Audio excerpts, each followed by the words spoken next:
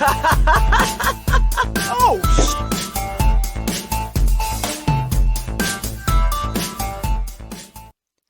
Hi friends, welcome to this week's class of Dead Funny University. I am your host and fellow student Kelsey. This is our 4th episode in our Zelda semester, and to help us learn this week is our frequent visiting professor God, what can I say about you? The man who wishes that he was the hero of courage. Actually, he would take the hero of any of the options, except perhaps power. I think you probably want power, but you don't want to be Ganondorf. Chris, how are you doing today? Do I'm you doing want to be good. Ganondorf?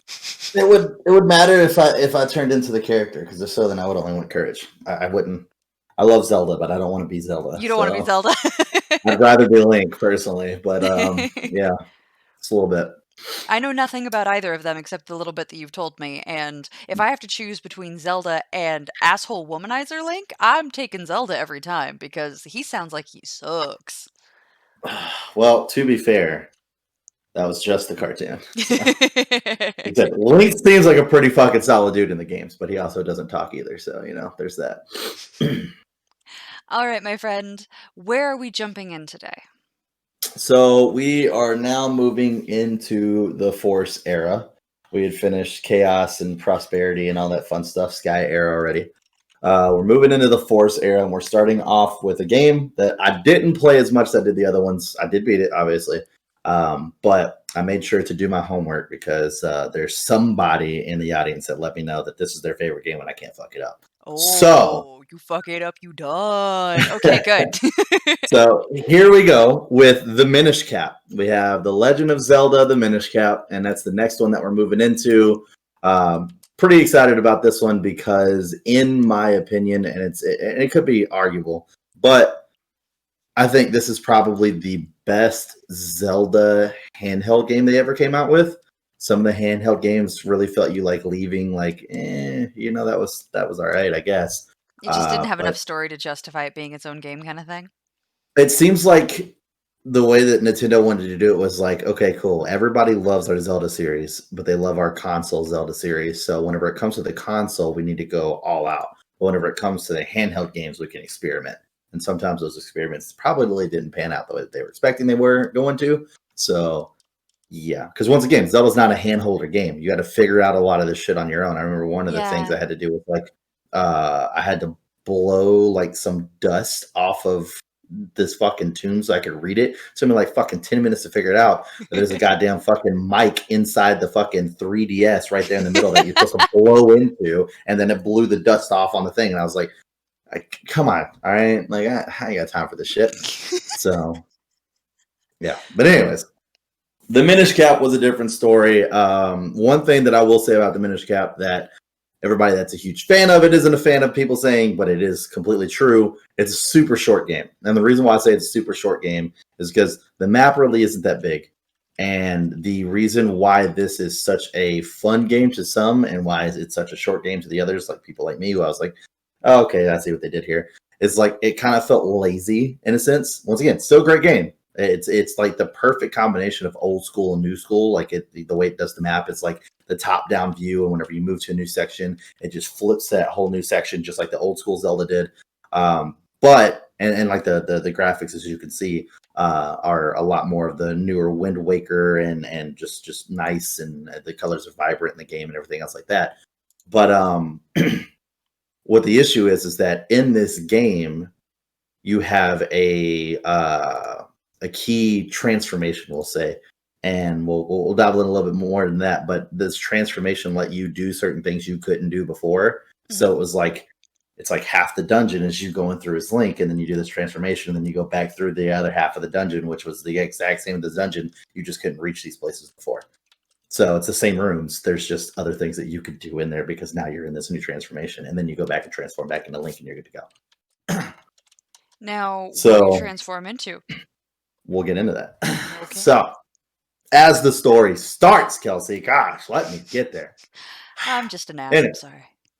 I couldn't find good pictures of these solo, so I'm sending them all over to you. Spoiler alert, Link wins in the end. Well, like you thought that didn't happen. But anyways, so it just shows all of them. But basically, the game opens up, and it has these nice, cool, like stained glass paintings, which I thought was really cool. The top middle one is where the story kind of starts, where it talks about how basically we're leaving off the Sky era, so everything was sealed away the way that it should have been. But unfortunately, evil is still ravaging the land.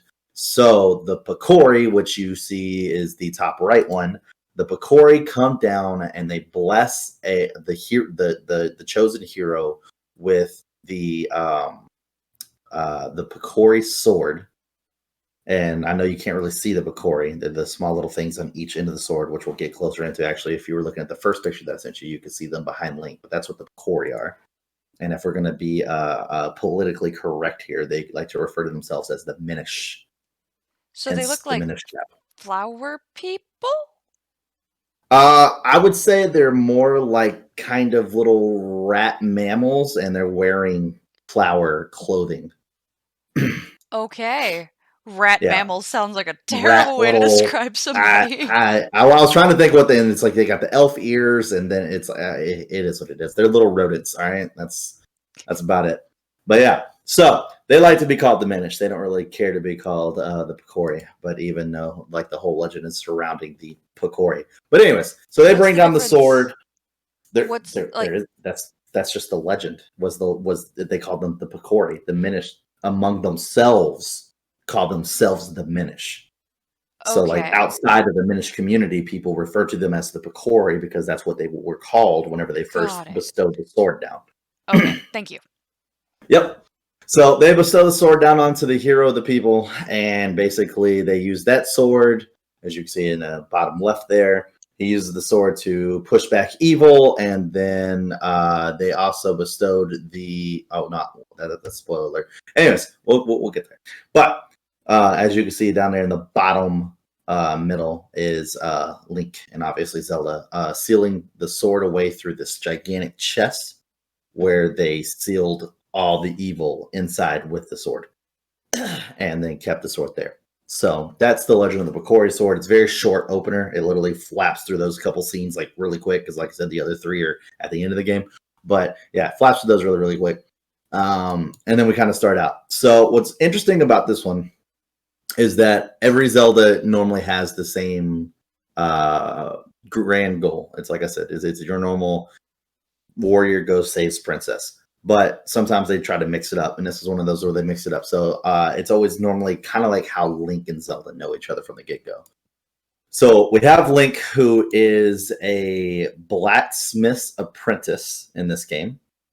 And the blacksmith's name is Smith, by the way. I really, really dug deep for that one. Yeah, I appreciate that creativity. Thanks. Right. So we have Smith the blacksmith and his apprentice Link. And Link is childhood friends with Zelda, who is obviously still the princess. And the game kind of starts with an opening up about basically there's a festival that is held every year, and it's called the Picori Festival. And it's to honor the Picori for coming down in the Hyrule's time of need and giving the hero the sword he needed to do what he needed to do to get, evil basically vanquished. Okay. So they hold this festival every year. Well, they also do a sword fight every year during the festival, just to kind of just show stuff off. And then the smith makes a sword for the winner and stuff like that. So that would be the sword that you see Link kind of holding there right now. And that picture I sent you was the sword that him and Smith worked on. Mm-hmm. So they were holding this sword fight thing, and the grand overall prize, besides getting the sword, is that the king still has the chest with the Picori sword in it.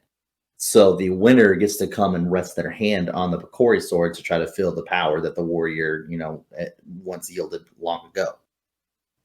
Which seems like a very bad idea. If all this evil is just stored in this chest and the sword is the only thing keeping it in there, you would think that would be something you would just parade around for people just, oh, hey, touch this, try this out.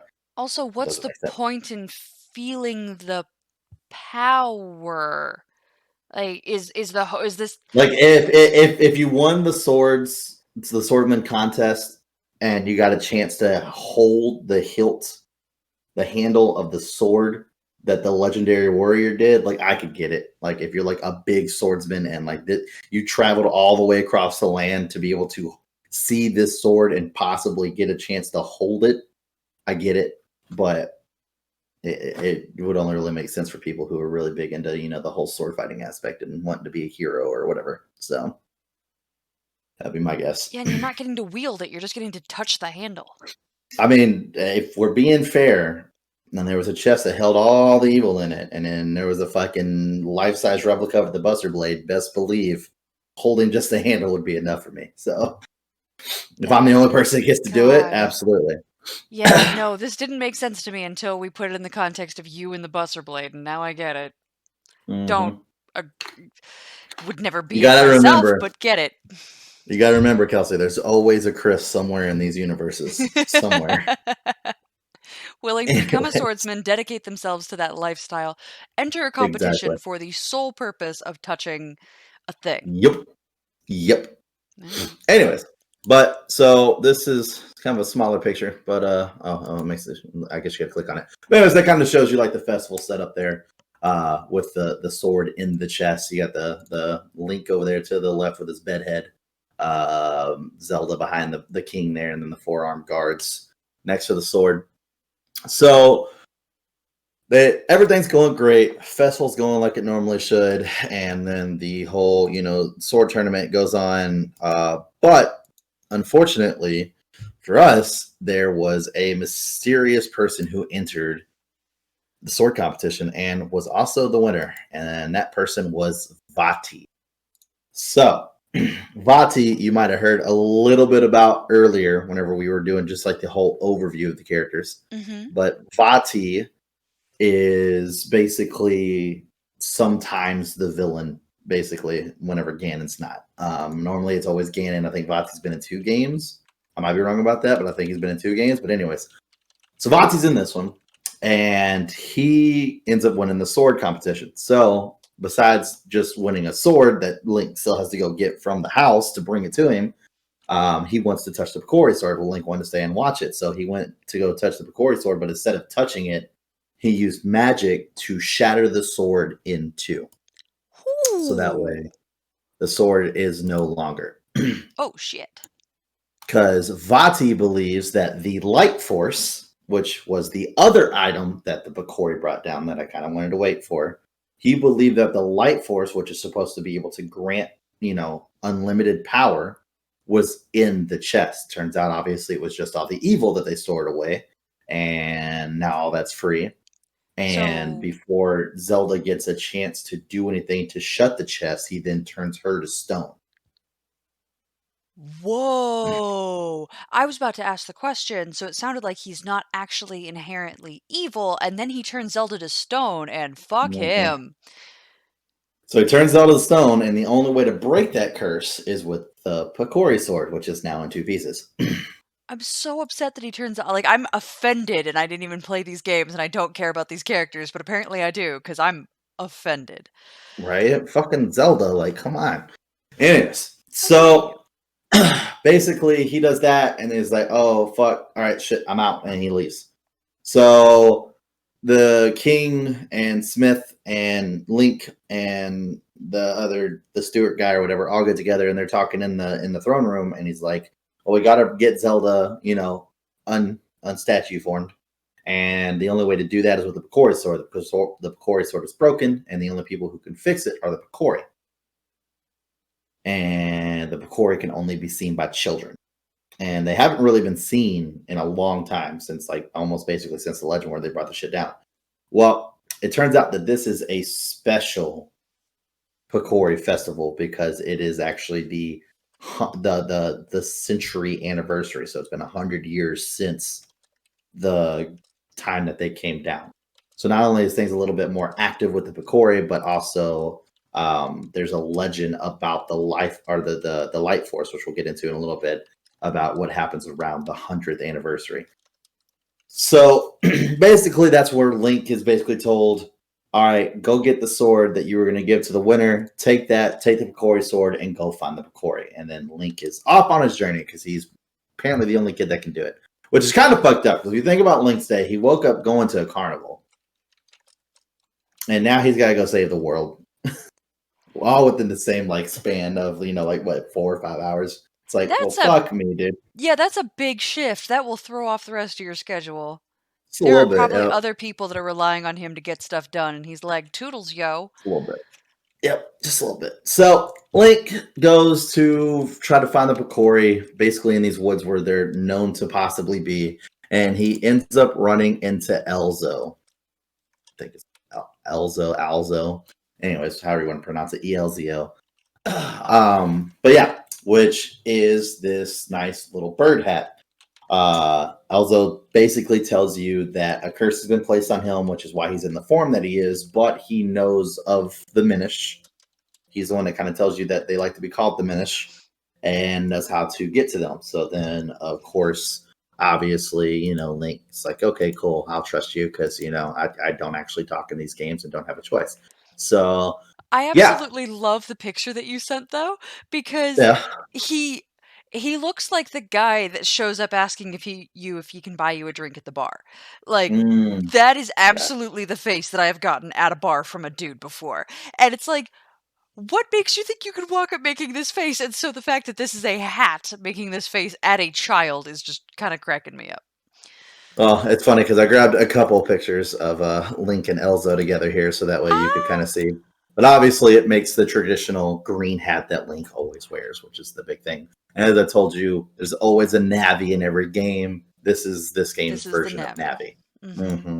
So you can even see here where he's trying to help Link, look through maps and figure out where the hell they're gonna go. They obviously also don't always get along either. So we got some nice pictures of, stuff like that going on. I love it. Yeah. We just grabbed a couple pictures, like fuck it, But yeah, that's so really that's funny. Link, right? So that's Link and Elzo. And they're the fun that they like to have together. So, like I said, he knows the Minish. He knows how to get to him and all this stuff. So that's basically where we move from there, is taking Elzo's, advice on how to go to the Minish. So when you finally get to, it's like this hole in a tree, I believe. I can't remember the first portal, but I know on the portals after that. The first portal, in order to get to the Minish actual village, I believe it's a hole in a tree. You end up falling down, and what happens is that Link shrinks to the size of a Minish. Hence the transformation that I was talking about earlier. Ooh.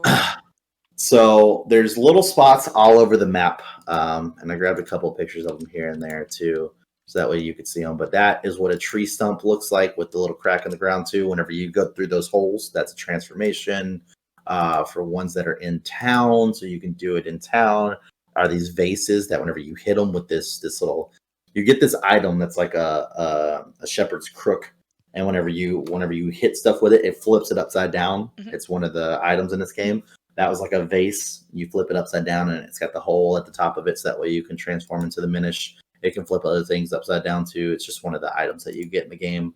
And then there was also, for whenever you're out in the mountains, a rock location as well. So that way you could turn, and whenever you see that little Link head, that means that you're small and that's where you're at. And that's the only way you can kind of see yourself, versus being like big Link form and actually be able to see yourself move around and stuff like that. So was this whole game top down then?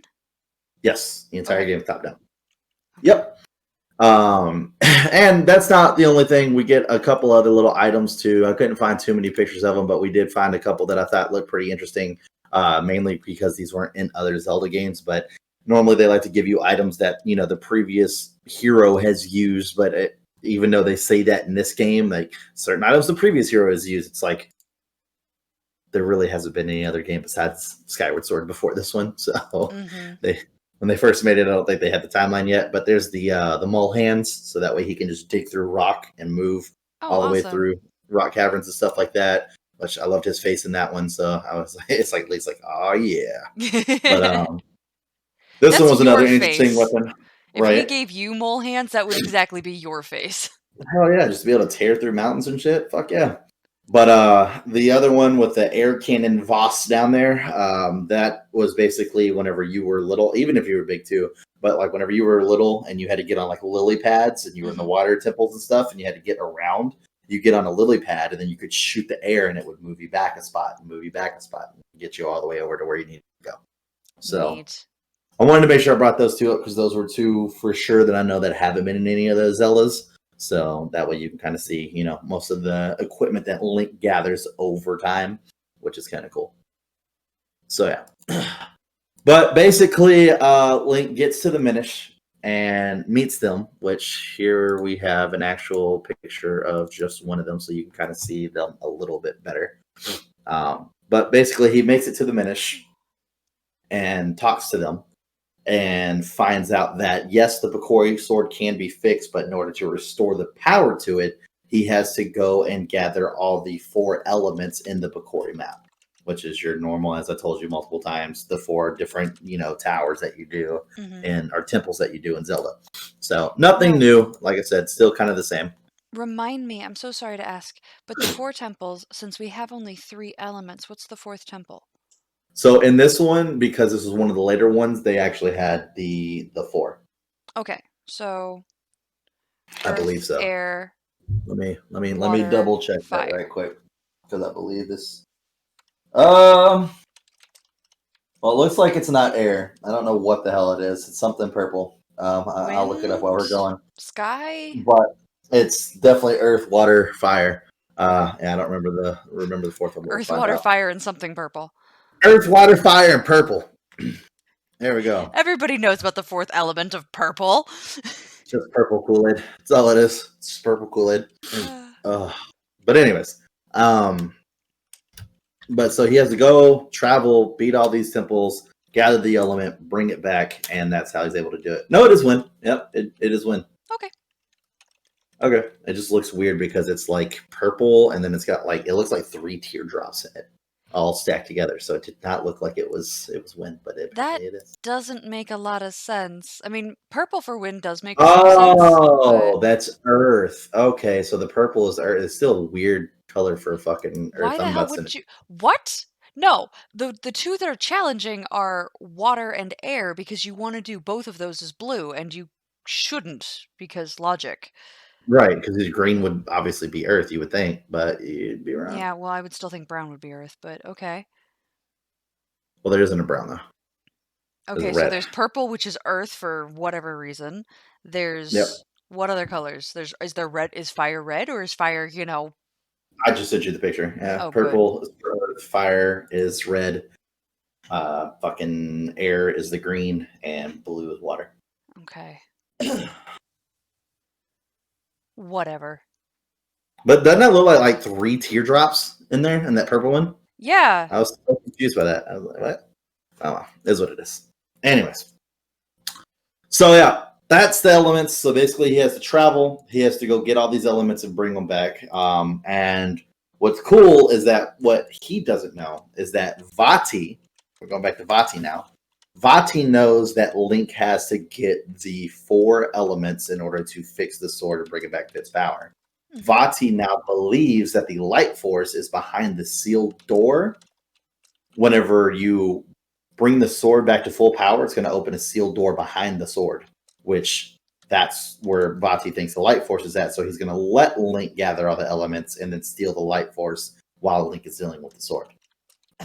So he actually ends up taking over the king, like mind control, and has him sending like his soldiers out to go find, the stuff that he needs and everything else like that.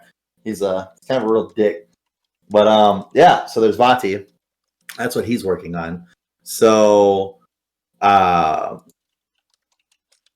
we go through all the different... I'm so sorry to interrupt. What supposedly does the light force do? Is it life? Is it creation? Is it... So it is unlimitless or infinite power. Life force is a source of infinite power from the heavens that holds an enormous power of the force, which originally dwelled within all things. Is the actual definition of the life force according to the Historia. So, all right, that's getting real close to the Star Wars version of the Force there. Well, we are in the Force era, so for this game, and then we leave the Force era. That doesn't mean I can't judge a little bit. That's fair. In the comments, feel free to throw down there like why I shouldn't judge this. Because Zelda's better than Star Wars. That's my comment. I'll give it to Whoa! you. Zelda is better than Star Wars. Whoa, fuck that noise. Not only do I not agree with you, excuse me, I don't think the internet as a whole will agree with you. We'll find the fuck out. I am so upset. This is the game that has stood the test of time. There is not another game out there that has more titles than this series. Zelda has over 20-something titles. That's how long it's been going. This is the game that has stood the test of time. This is the original. This is the OG Warrior Saves Princess video game. So, I don't know. But I know so that is that. against. I'm so against you right now. I'm just. We are adversaries in this moment. You're 2 titles in. You don't even get a chance to judge Zelda yet. You're only 2 titles in. We got a long way to go before you can start judging Zelda. I'm allowed to judge So, whatever I want. anyways, I'm only judging you because you said it was better than Star Wars. That's where that's okay. our That's conflict is arising.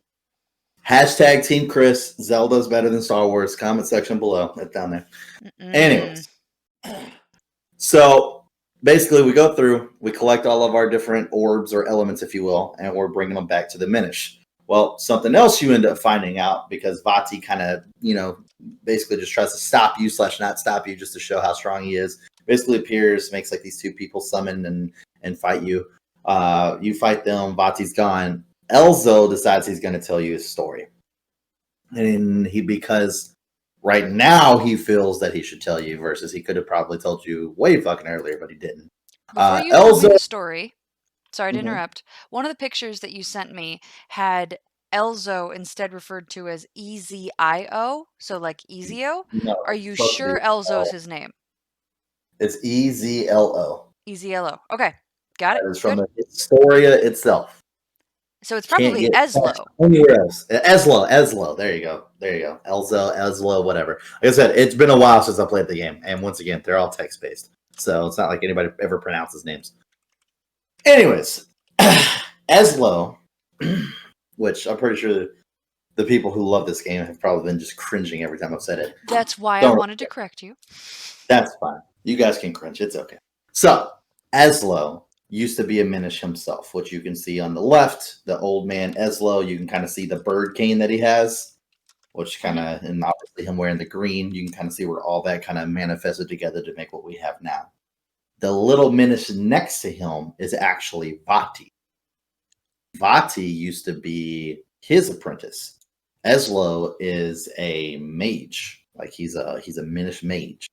And he was working on another item to bestow upon the humans to help them out with Hyrule, building Hyrule and stuff like that, which was a magical mage's cap that can grant the wearer any wish they want. And the stronger the pure of heart the wearer was, the stronger the wish, the power of the hat would be.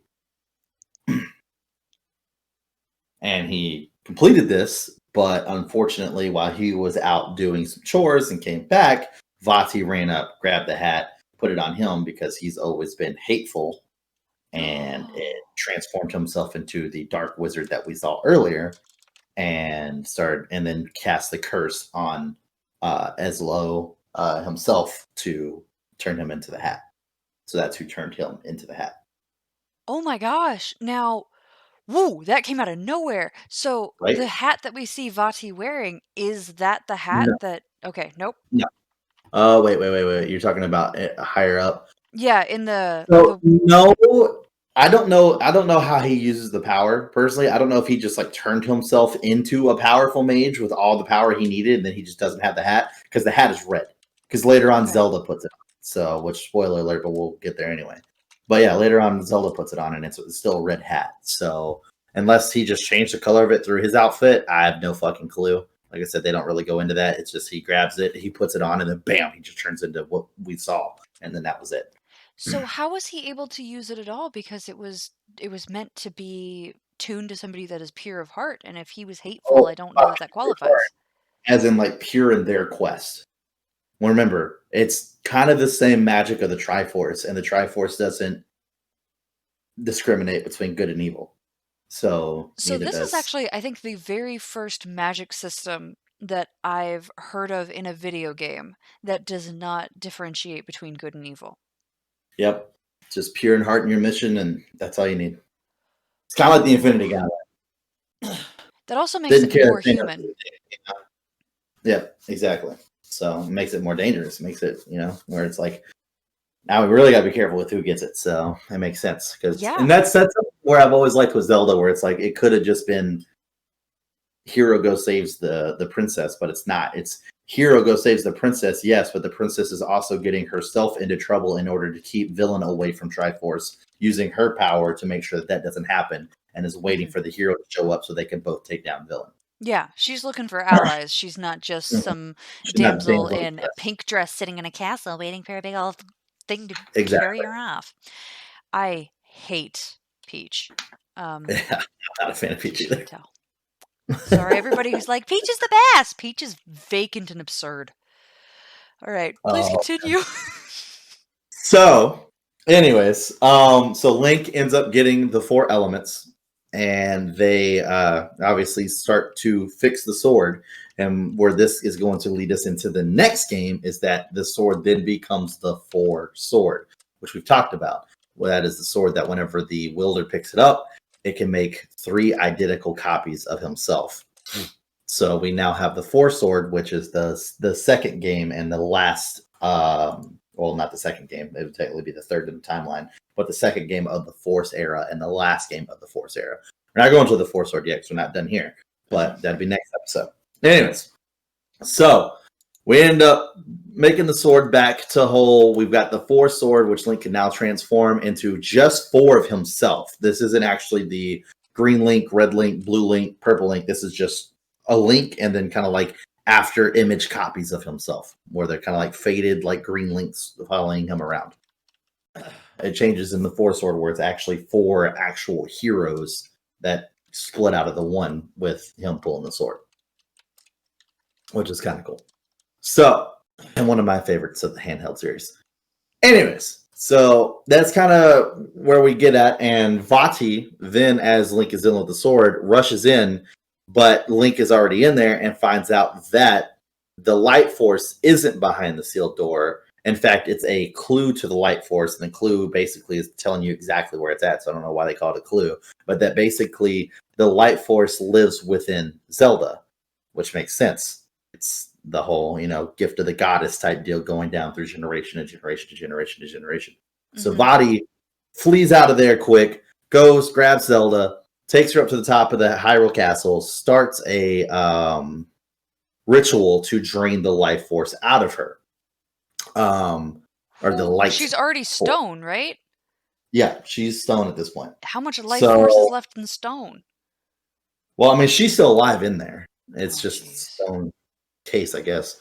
But so Link gets up there, rescues Zelda, breaks the ritual, and then Vati turns into basically this huge form, which I downloaded a picture of, and apparently it didn't like it, so I don't have it. But it's basically like this gigantic black orb that's got an eye on it with a little crown, I think is what it looks like. And then after that, it's got, it does have like a crown looking thing. And then its arms are just more black orbs that come out and swing around with like claws on them. Yeah, it's called Vati's Wrath is what it's called. So he switches into Vati's Wrath because he has that much of the light force power, but it's no match against the actual force sword itself. So Link's able to, use the force sword to his advantage, defeating Vati, which kind of gets him done and seals him into the 4 sword. So this is where it's starting to be important to make sure we keep track of what sword has what person. Because as I told you before, the Skyward Sword, when we use the Goddess Sword V, when we use the Master Sword, it's always sealing evil in it and then being put back into a pedestal. So this is where that time gap difference kind of, comes into play. Because earlier when we sealed the Triforce away, we used the Master Sword to seal the Triforce away in a pedestal built in this temple on top of a temple. So that being said, this sword is different, which is why we don't have Ganon, because he's already sealed away at this point. Okay. And not Ganon, Demise. This is why we don't have Demise, because Demise is already sealed away at this point. So that's why we're using the 4 sword. So now the 4 sword is officially sealed Vati. They use the pedestal, seal Vati away. Elzo, whatever his name is, the fucking hat, tells Zelda to wear the mage's hat and used a little bit of the force that she has left, because basically the battle between Vatsy and Link has left the castle around them in ruins. She rebuilds the Hyrule Castle, turns him back into his normal Minish Cap form, and they, use their magic power to help Link seal Vatsy away in the sword, getting it back on the pedestal, and then bam, evil's conquered. Everything's all good to go. Fun times to be had by all. I don't know if it ever went into deeper conversation about the actual light force being from the Triforce, but as you can kind of see in that very first picture I sent you, and I'll just send it again so that way it's down here at the bottom. But at the bottom right, it looks like a piece of the Triforce is in front of her, and that's supposed to symbolize the light force. I don't remember there being a conversation about that. There was, obviously. Comment section below, let me know. But my guess was that it was just obviously the gift of the goddess that she talked about, earlier in the Sky era, where she's going to pass it down and down and down to the mortal version of herself, which is why it lives in her. But yeah, so like I said, short game, because you'll go through a dungeon and there'll be like 10 rooms, and then you'll switch to a small version of you and then go back through the 10 rooms and be able to access like cracks in a wall that has like a small little secret room that you couldn't get before. A way they kept this game really lively for people who like to be collectors and really like to go through was there were certain things you could do. One of them, well, besides every Zelda game, you can collect every single weapon, collect every single heart piece, because basically whenever you play a Legend of Zelda game, which has always been like a tradition, is that you get like 3 hearts. And throughout the game, you'll get pieces of a heart. And if you get 4, it gives you another heart. And it's been like that in every Zelda game. And what's actually cool about, and we'll say that for when we get to that game. But anyways, so you collect the heart pieces. That's one. Collect all the different, items. Some items you have to collect for sure in order to move through specific temples. Like, for instance, the mole hands. I'm sure there was doors that you couldn't get to without them. Same thing with the vase. That's just kind of how that is. It's kind of how that's always been in every Zelda game. But one of the biggest things that a lot of people got really into were the kinstones. So what the kinstones were is that you would, it's such a weird system, but you would either find them, be gifted them, or get them from killing enemies, but you would collect these kinstones. And you Why would is only the yellow one not purple? Oh my god. Sorry. Well, it's not element. It's not element based. Oh, okay. The rest of them just happen to be the exact same colors, but that one's not. Yeah, they're the exact same colors, and they also have it looks like little 4-leaf clovers on each one of them, besides the golden one, which is a crown. So, Yeah. But yeah, so basically you would get these kinstones, and then it was a way to kind of make you more interactive with the NPCs. So it was kind of like a mating thing, but not a mating thing, of like, do our kinstone halves match? And if so, it would give you like a special treasure or unlock a room somewhere you couldn't get before to give you a special treasure. Is literally all it was. Like, so you would literally hunt down, I think there was like 80 people you could actually match with in the game. So you would have to wait till you got this stone and then go around talking to people, trying to figure out who you could actually match with, if they actually did the whole kinstone thing. And if they did, then did they have the correct half to what you had? And if not, then you had to come back to them whenever you got that half, and so on and so forth. Okay, so this was just kind of a little key puzzle in the game. Like I said, it literally has 0 impact on the game whatsoever. You can go through the entire game without doing this. It's if you want extra stuff, because they'll always put stuff in there for people who want to go above and beyond the game and 100% a game and go all the way through it. That is a thing. So, with that being said, there was also this other one, which was way more of a pain in the ass, is these little seashells.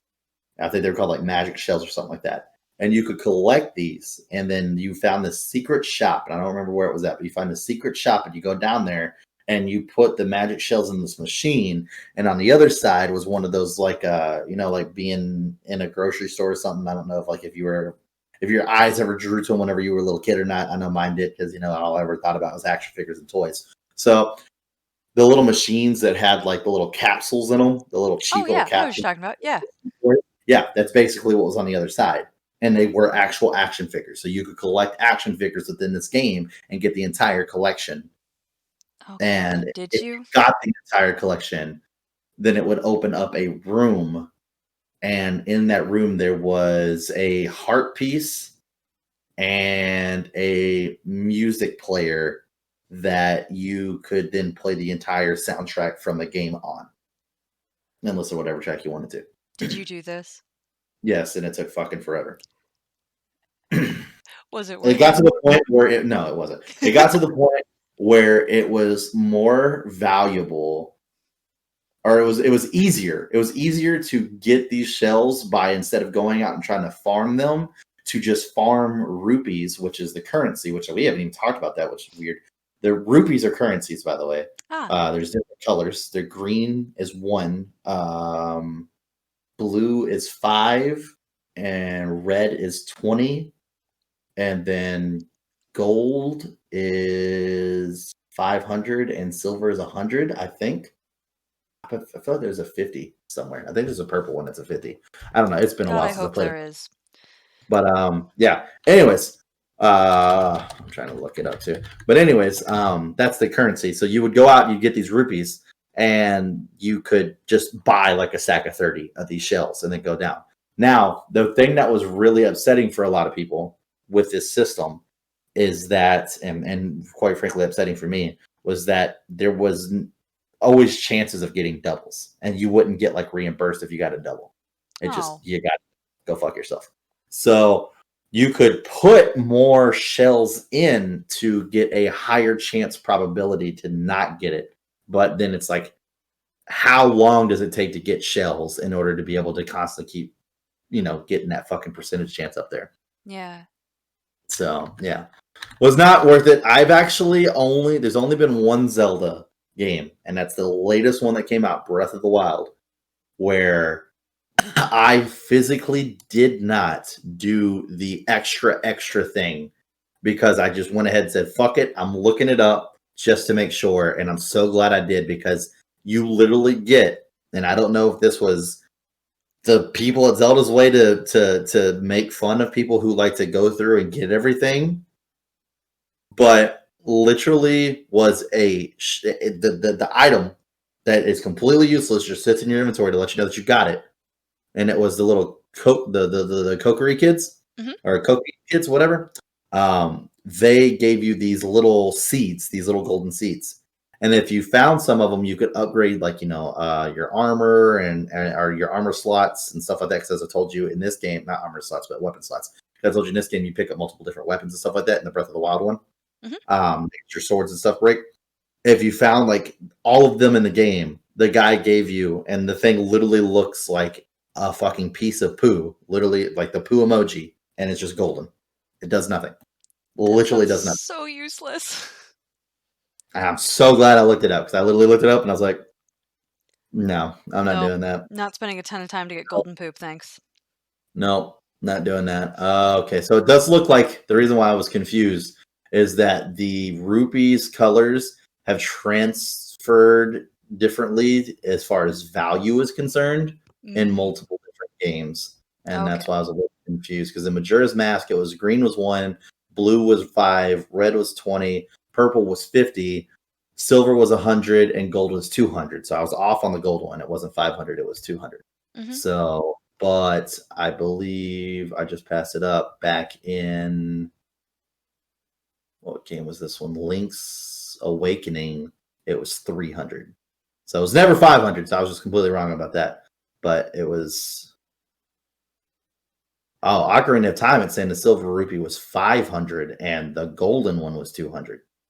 So maybe that's where I got. Interesting shift. But yeah, so that's always been the currency in Zelda, is rupee. And like I said, they're just the little these diamond looking shaped things that are just all different colors, and they all have different values depending on what color. So, and that's where the classic thing comes in with the whole breaking the pots. You might have heard where it's like breaks pots. Yeah, that's because you could get rupees out of pots if you broke them. Got it. So walking into a room, there literally is one room in Ocarina of Time. As soon as you walk into the castle, and there's a door directly to the right, and it's like a guardhouse, and it's just a room full of pots. And you go up and talk to the guard. He's like, "Don't break the pots," and then you just break the pots, and he doesn't do anything to stop you. So just break all the pots and grab all the fucking rupees and leave. So that was one of the easiest way to get money in the games. That way you could buy stuff, because it's like you get these items for the first time for free. But then after that, it's like, okay, I used all my bombs. Now I got to go buy more bombs, or I used all my arrows and I haven't gotten any more, so I got to go buy more arrows. So yeah, you get it all for free the first time, but then after that, it's like, all right, now you gotta farm money and spend money and all that fun shit. So Yeah. but anyways, so yeah, and then obviously the last little section of that stained glass thing was, Link holding up the four swords, showing that he was able to create the fourth sword once again, sealing Vati away, or sealing evil away, should I say? But sealing Vati away, and we were able to move forward with peace once again for now. So, and that's the end of the Minish Cap. Quick question. I'm noticing in the middle panel that Link is holding a sword, and then there are 4 smaller swords behind him. And in the other ones that I'm looking at, it does very much look like those other swords, and even that one to a small degree, but mostly the other ones, look like they're made of 4 separate pieces. So what I'm curious is, in that center panel, each of those are aligned with an element. So when you built this 4 swords, was there anything elemental in your attacks that you could do? Did you use a different sword to do different things? Was there anything elemental at all? I think literally the difference in it is whenever it goes to the next game, 4 swords, because that's green, purple, red, and blue Link, and they do. There was a 4 swords game that came out a long time ago, and then there was a newer version of 4 swords that came out. And the newer version, they somewhat had element aspect to it. The old one didn't. It was just the fact that they were different colors. Okay. And that was the one that I played all the way through. Fucking loved. It was great because it was like, it was one of those things where it's like, I don't know if you remember any of the old handheld systems. There was a Game Boy SP, and basically it was like a big fat square that was like a flip phone. You literally flipped it up, and God, yeah. Okay. Those GameCube came out with a little wire that you could plug into the GameCube, and then it had a separate bracket that would plug into the top of the SP and basically use it as a controller. So what would happen is that first player would plug into the GameCube with a controller and start up the game. Then second, third, and fourth would bring over their SPs, plug it into the GameCube, and they could either use the screen on the SP or look up at the TV, and that's how they controlled their character.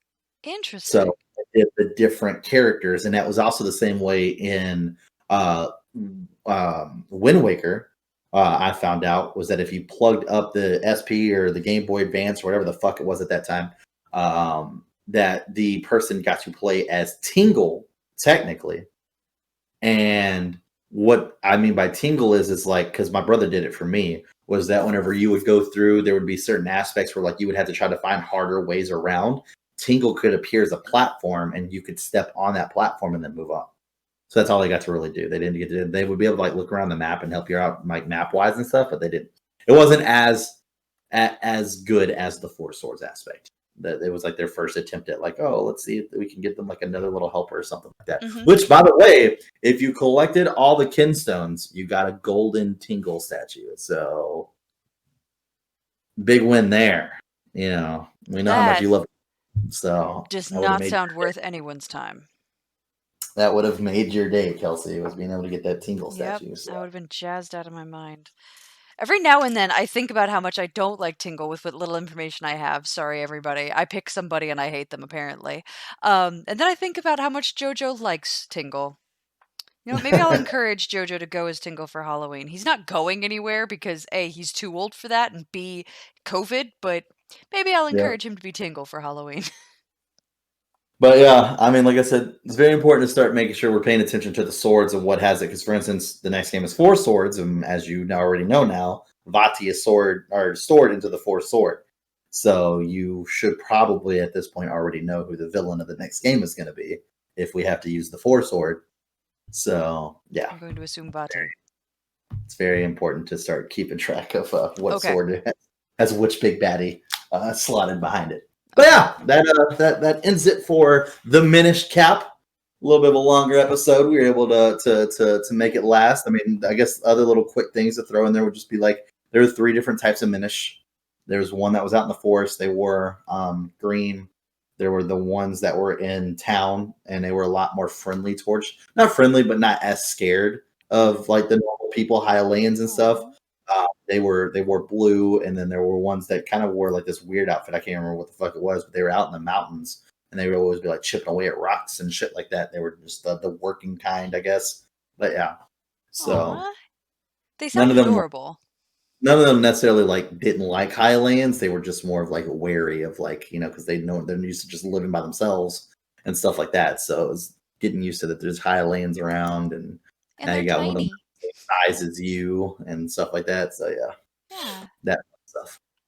But yeah, that's Four Swords. We have officially started the first of one of the handheld games, and like I said, in my opinion, is probably one of the best handheld games that were ever released as far as Zelda was concerned. It did a really good job of old and new for fighting style, the way you moved around the map, graphics. It was done really really well. So it just, in my opinion, as I said earlier, and it's probably mean to say it, but I'm going to say it again. My opinion, a little lazy with the fact that it was like, all right, cool. I'm in this room. I did all this. Now I just got to turn little and going through this crack in the wall, and I'm basically in the same room. And there's a couple more things for me to do in here, and then I'll leave. They could have made they could have made it longer, in my opinion. It was a short game, but Mm-hmm. yeah.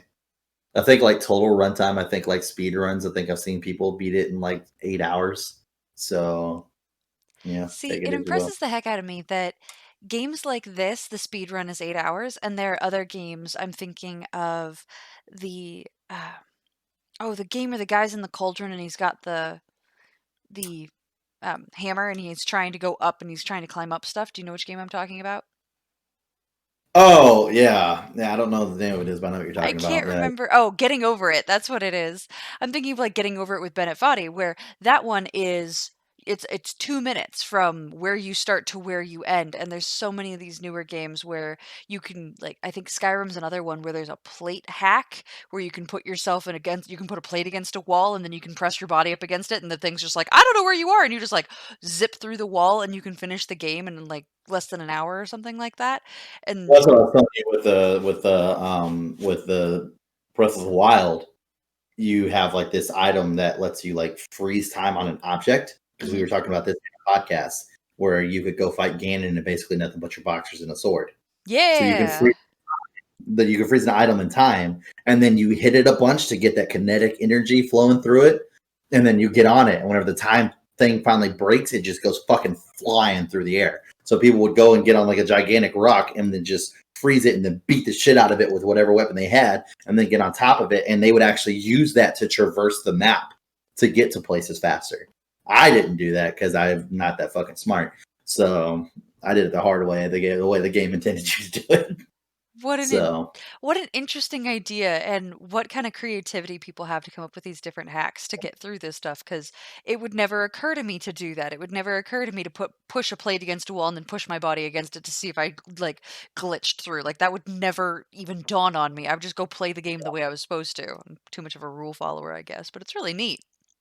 yeah, I mean, it's crazy what people fucking come up with in some of these games on how to break out of stuff and everything else, and then get outside of maps and shit. People just, I, whenever it's something like a game like that, it's kind of interesting whenever you do it. In my opinion, where it gets annoying is whenever it's like multiplayer games and you're actually playing against people and they find ways to get out of maps and stuff. It's like, yeah, I've always said it's people who have way too much time on their hands. That's just how they're. You have way too much time on your hands. You can sit there and be walking around a multiplayer map and figuring out every nook and cranny to be able to get outside and find ways to cheat and stuff. They're Not fan. I mean, I'm not a fan because I don't like the consequences of it, but at the same time I respect people's like dedication to finding nooks and crannies. Like go for it, do your thing. I'm just not going to enjoy playing with you. And we also probably have very little in common because I would never sit down and take the time to do that. I would lose my mind. I would lose it. Yeah, it's for me. You would see me. Only time I've ever had fun doing that would be Destiny when we're in raids, and that's trying to figure out where to go. Because you'll find shit like that while you're trying to figure out where to go, and in Mhm. your mind, you don't know that that's like an outside the map thing. You think you found the right way to go Yeah. because just Zelda, it doesn't hold your hand. It throws you in there, and it's like figure it the fuck out. Like it literally doesn't tell you where to Good go. luck.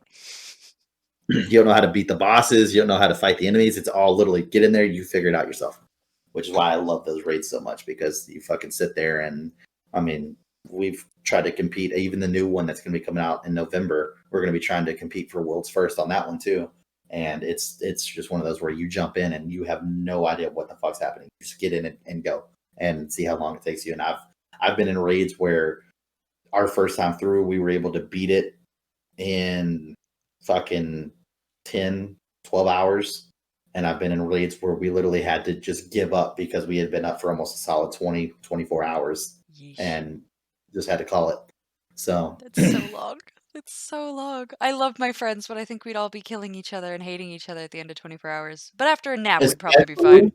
Especially whenever you're trying to figure shit out and it Mhm. takes like everybody trying to pull their weight, and whenever you're trying to test things and people can't stop dying because they're bad at the game, yeah, you get a little livid with the people who are on your fucking team. I will So, never raid with you. That will never be a thing because I am to not be good fair, enough and you would hate me.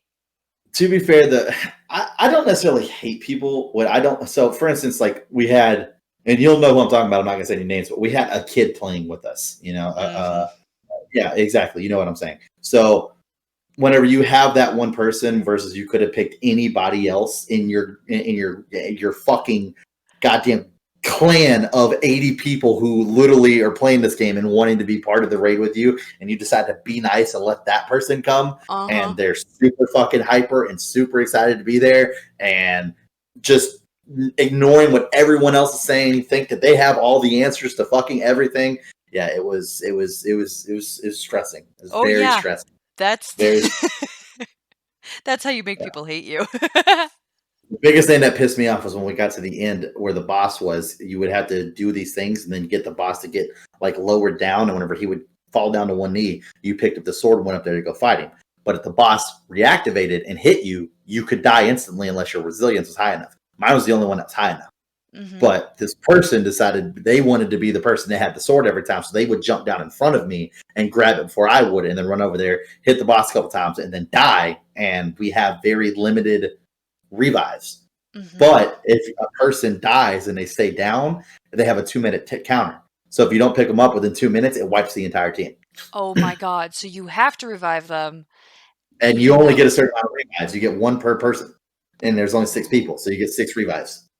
Fuck that noise! No, no, no, no, no, no, no. You can see where the frustration definitely started to fucking build in. That was the worst. To be fair, there was one part where he did die, and it wasn't his fault, and we yelled at him at that point, and then we found out later that that's why that raid took so long. That was the only one that ever hit like the 20-hour range, was because it actually glitched. There was like a bridge that came to the main building that you were in, and he was all the way at the far spot. He's supposed to walk on the bridge. And there was one part where he hit the guy, and the guy fell down and was running, and then the fucking boss jumped off the bridge and ran down after him, and that was an actual glitch. They ended up patching it within the next week. He was not supposed to leave the bridge, so now he doesn't leave the bridge. But that was one instance out of like the other 1,000 fucking errors he made that we were just like, dude, bro, come on, please, just calm down and listen to the team. Let's work this out as a unit so we could fucking move forward.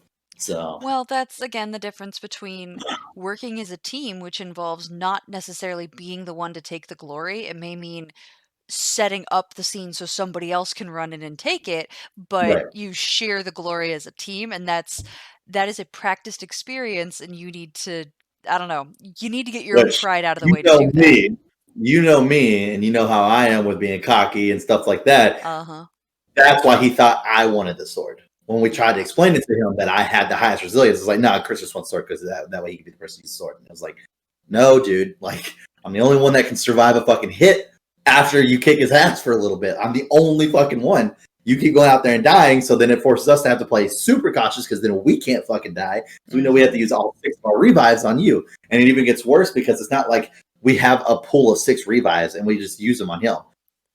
Everybody has their own spot that they're doing their job. You've been designated a job. A new person each time has to go and jump in and save him. Exactly. And then someone else has to then go and take that person's job over while they're going to go play fucking medic. And correct me if I'm wrong, if you didn't have the highest resilience, if you hadn't been the person that could take that hit, you would have left. I would have had a job. You would have had a job to go handle it, and you would have done that with joy in your heart to move everything along.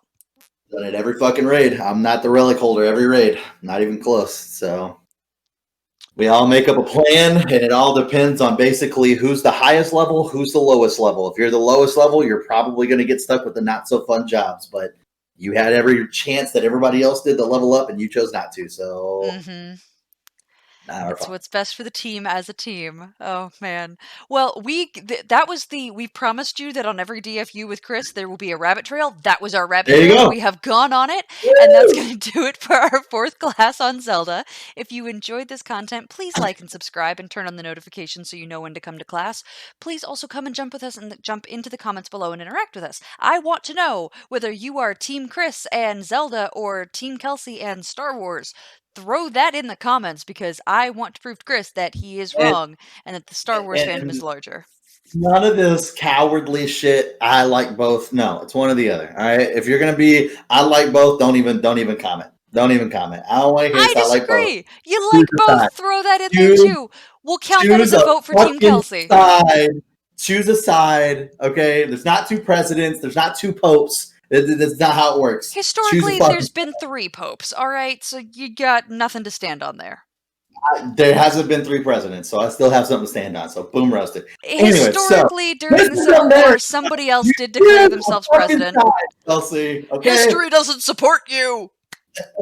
Sorry, but we've got comments below. We've got Twitter or Twitch links. You can follow us on Twitter, where Chris keeps that up, and it's pretty entertaining. But we will see you in the next class of Dead Funny University. Bye, friends.